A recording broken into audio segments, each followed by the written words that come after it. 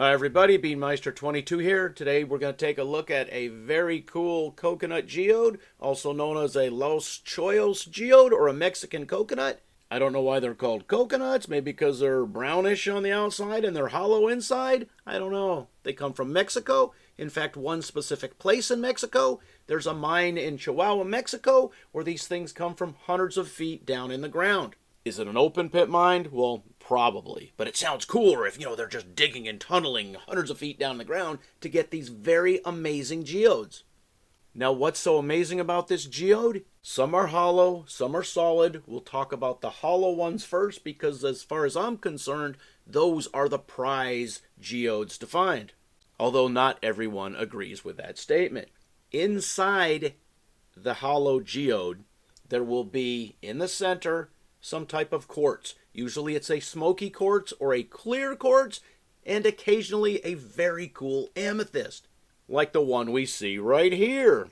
In addition to that, there will be a ring of agate on the outside, sometimes white to blue, sometimes brownish, most commonly brownish. And if you're lucky, you can even find a little ring of opal. These are very cool looking. And even the smoky quartz, which is, the boring looking one, still can be amazing. Then, of course, there are the solid or the almost solid ones like right here. Amazing colors. Wow, this is just great. But I still like the hollow ones better, and I really like the amethyst ones. And the thing about the amethyst, it's not a super dark, vibrant purple amethyst, but still, it's amethyst and it looks cool. And looking at this one right here, it almost looks fake or as if it was dyed. The way the amethyst is darker on the one side and not the other. And that's something you need to watch out for. If you're buying these on Etsy or eBay, or even a private seller on Amazon or any of the other marketplaces, you have to make sure if you're buying an amethyst or a geode, you have to make sure it's real because people are buying geodes, basic, boring clear quartz geodes. They're putting dye and glitter in there and they're saying, look, it's a dragon egg. Look, it looks cool. And all I can say is, look, it's fake.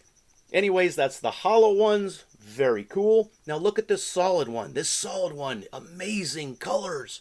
Interesting patterns. Yeah, a lot of people like the solid ones. I don't prefer them because I cut my own geodes.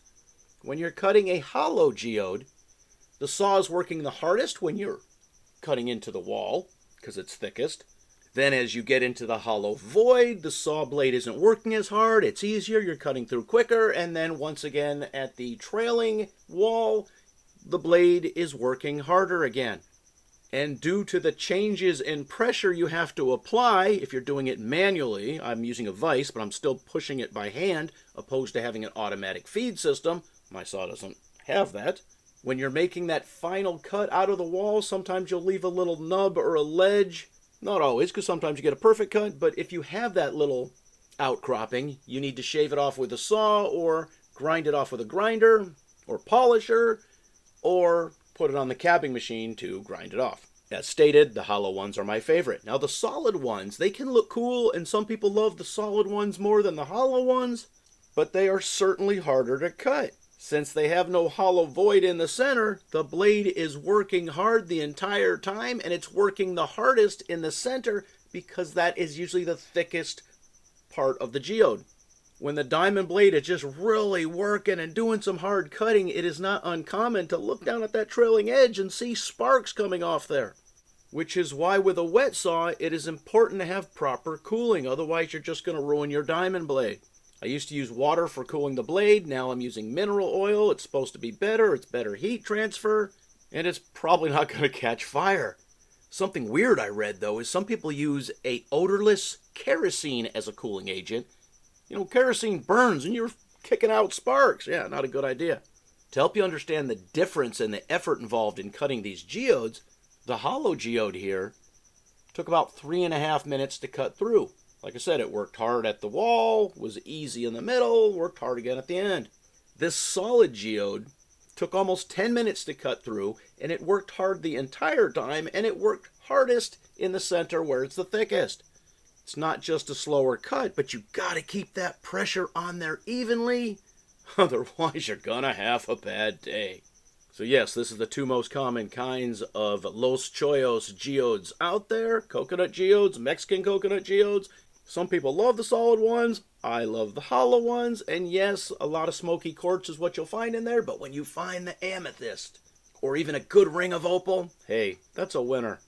Alright, so have you ever cut any geodes or rocks before? Do you know anyone who does rock cutting? It can be a fun hobby. It can be a lot of work.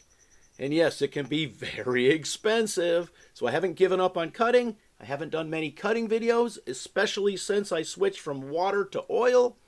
Because if you remember, we'd occasionally get splats of that dirty cutting water hitting the camera and it'd be all over the place. This is something I don't want to see with, oil splattering all over the camera. I will come up with a way to protect the camera from the oil, so we can get some good visuals of the cutting process. Alright, leave your comments in the comments section. As always, thanks for watching.